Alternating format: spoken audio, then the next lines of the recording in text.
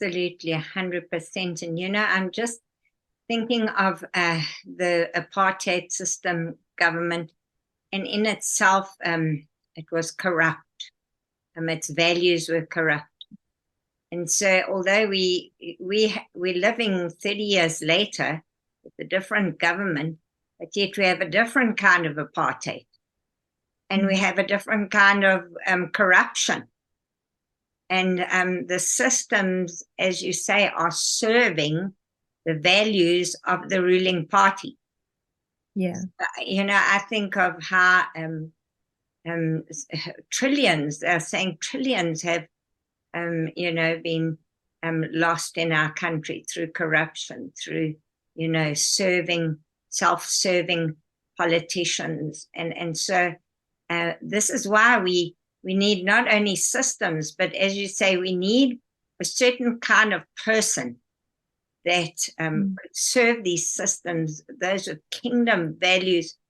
I want to ask you something. How would you say the church and government, the church and politics can work together in this day? Because as you say, it is really only those that have a heart, a moral heart, a moral conscience, and a love for this nation. But so through the ages, church and state have been divided. So how do you buy into this this theory of church and state working together for the betterment of the nation?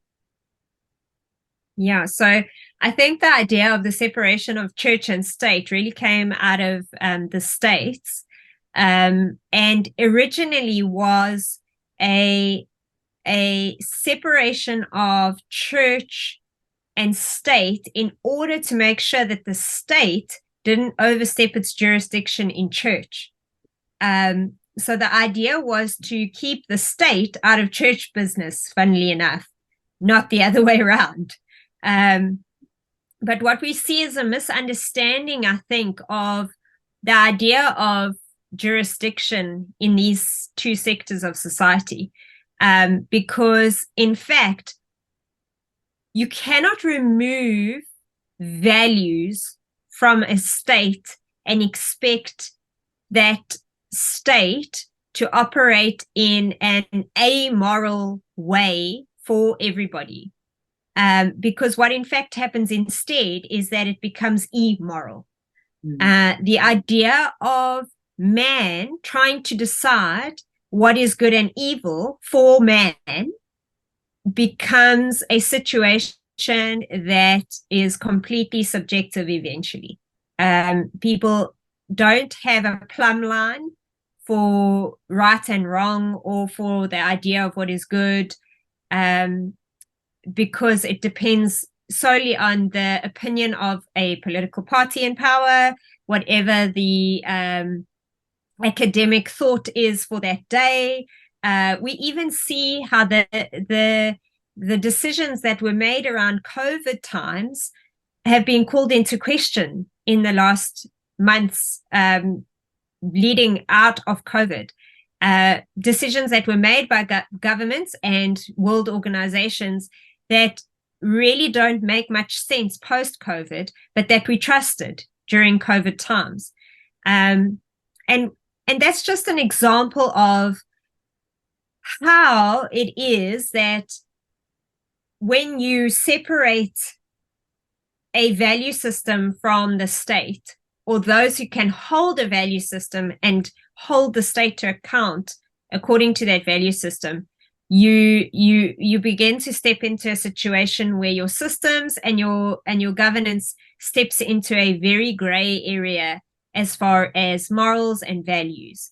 And it becomes very difficult to place value on people in that sense, because a love for people is removed from the system and how that system operates.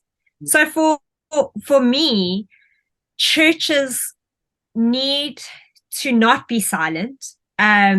Church leaders and Christians and followers of Christ in general need to just be aware of the role that they have to play in, especially the idea around being active citizens.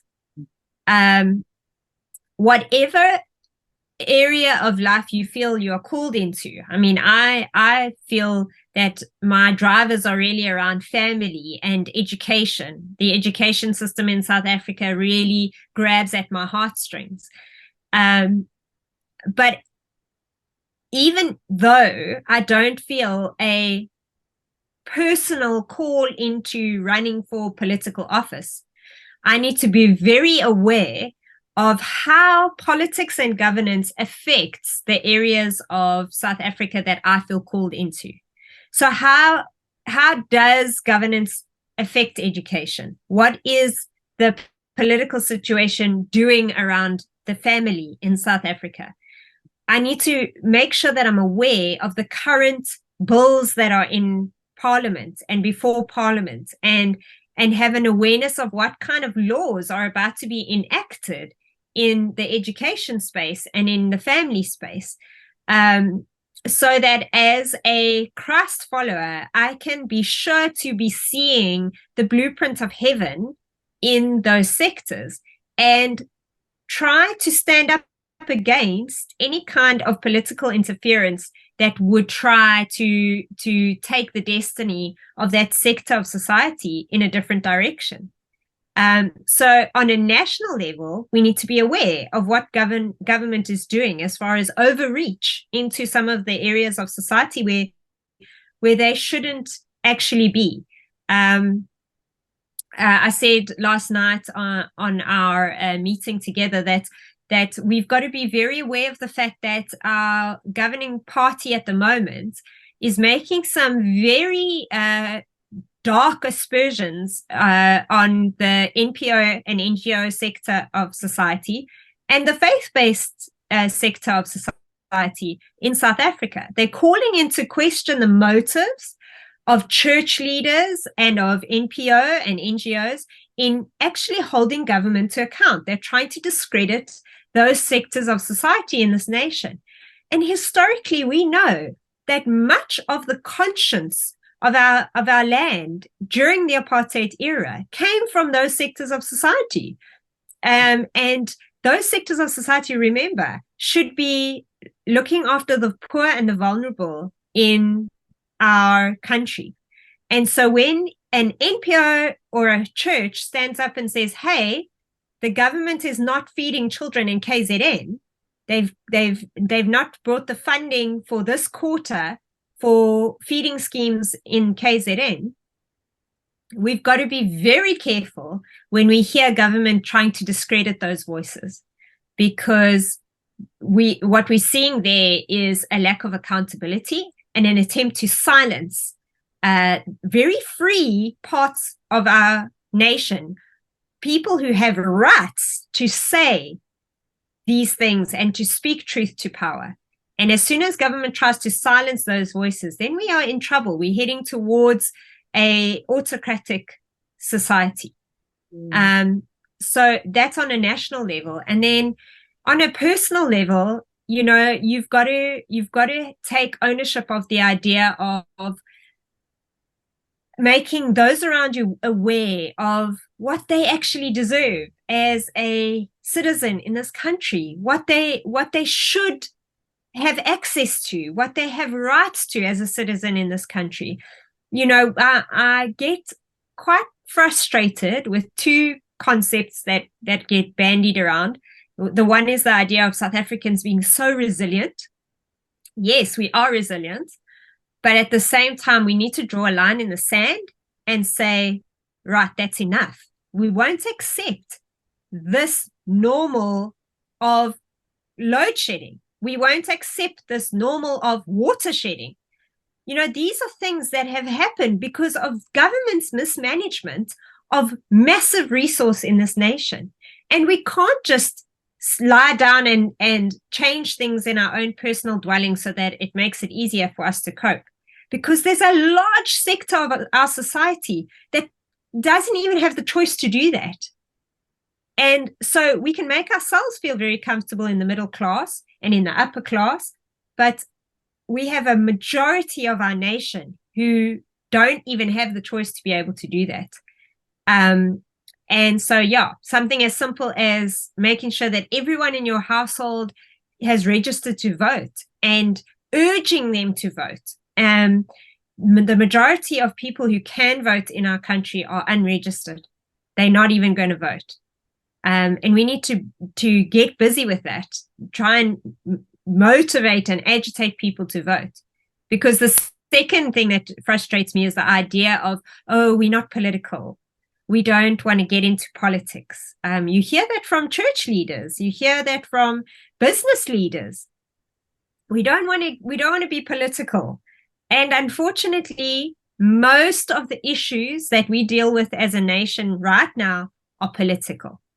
And so if you refuse to take up the fight at that level, then I'm sorry to say, but you are allowing injustice to continue in our nation, and those political problems will not go away. Well, that's very, very well said. And, you know, as you're speaking there, I'm thinking of the Springboks, the rugby team that have, you know, and we've had much rejoicing, our spirits have been uplifted in this nation. And here is one voice, a number of voices, but one who speaks for the majority of the team, the leader, Siya Kolisi. And I was so impressed how he spoke up, and the Minister of Sport was sitting next to him, and he addressed these public figures and said, you need to let us know the future vision of this country. You need to give us some hope, you know, and here is just one voice. As a collective, as the church in South Africa, or those that have a political conscience, a moral conscience for this nation, our voices being raised and changing the atmosphere, bringing government to account. And just one or two last questions, Natalie. The way we find ourselves, the situation in South Africa, how much of this would you say is spiritual? How much would you say is natural, which is, you know, lack of accountability, lack of planning? How would you describe the two? What are the percentages? Yeah, I think that, Janet, I know that you have been such a support to us as a prophetic voice in our lives and as a prophetic voice into the nation. I think that you cannot go into the political arena as a believer without the prophetic intercessory voice to support you and to come around you and to take territory. Because I think the call into politics is one that has to recognize the practical and the spiritual hand in hand. And so just some of the things we've done is put a prayer group around us as a couple. We have people praying into Build One South Africa. We have got very personal relationships where our friends and pastors walk alongside us in this way. And those are very necessary things, because I think that those the spiritual and the political really weigh equally in a lot of ways. Because as I said to you, as we spoke about these systems, once a system is imbued with certain values and it begins to run for quite a number of years, and those years become decades, what we see happening is very often the system comes under a spiritual stronghold, and that political spirit makes sure that that system continues to run to produce that evil fruit within a nation. And so when we are dismantling those systems, when we are reforming those systems, it would be almost impossible to do that without partnering with intercessors and prophetic people and wisdom that comes from an apostolic covering. Because one needs to be able to recognize the spiritual stronghold behind that system, the spiritual stronghold that operates in a town, the spiritual stronghold that operates over a municipality. What is it that is the destiny of that place, and what is the enemy's counterfeit for that destiny? And so when you are pulling an entire system, a culture, an area, a geographical area, when you are pulling it into destiny in Jesus, into destiny in kingdom, you are struggling against the gates of hell. You are struggling against what the enemy has destined for that particular place. And so it doesn't happen quickly most often. It takes quite some time and a lot of prayer and a lot of, standing. The scripture says, and at the end of the day, stand. At times, it's just about not going anywhere, not giving up that space, and understanding that is the fight that you are taking up in that call to politics. It is a spiritual battle, and it is a practical battle, and so it requires strategy in both. It requires a strategy in the spirit to be able to take on whatever it is that that territory that the Lord is wanting to take back, and to fight for the destiny of a nation, to fight for the destiny of a municipality, to fight for the destiny of even just a people group. The Lord has got plans for South Africa to represent South Africa to the globe, as a nation reconciled, as a prosperous nation, as a nation that can open its doors to foreigners because of the generosity that it has, the abundance that it has, as a gateway for Africa. We have so many prophecies over our nation, and the recognition of God's glory on a global scale. We even see it in the media. We even see South Africa being mentioned in Hollywood movies. Here and there, the names of our cities are mentioned by A-list actors, because we have a footprint on the globe, and there's a destiny for our nation. And so we've got to recognize that there's a fight that happens in that political realm in order to take back that destiny. That's correct, yes. And as you just speaking, I'm reminded of the scripture that says righteousness exalts a nation, but sin is a reproach. And South Africa really is in a place of reproach at the moment. And so as we get busy and as we take up that call, whether you're an intercessor, whether you're a politician, whether you're a pastor, marketplace leader, one that's called to education, righteousness and justice within those spheres of governance will exalt the nation. And so one last word, we have the 2024 elections, which are 7 months away, and how would you encourage people to be involved? I know the doors are open for BOSA. They're looking for help, and those that are really called to the political sphere. What would your last words of encouragement be? Yeah, so if you feel called to build one South Africa, you can very easily find the website with a quick Google search, and there is a way for you to find out information about how you can become a candidate. The candidates in BOSA are chosen differently from most political parties. They choose people who are already showing a record of being active in their communities. They look at people who have got some kind of qualification to be able to do what they're doing, or a track record of activity in making the lives of those around them better, improving sectors of society, NPO work, NGO work, business, whatever it might be.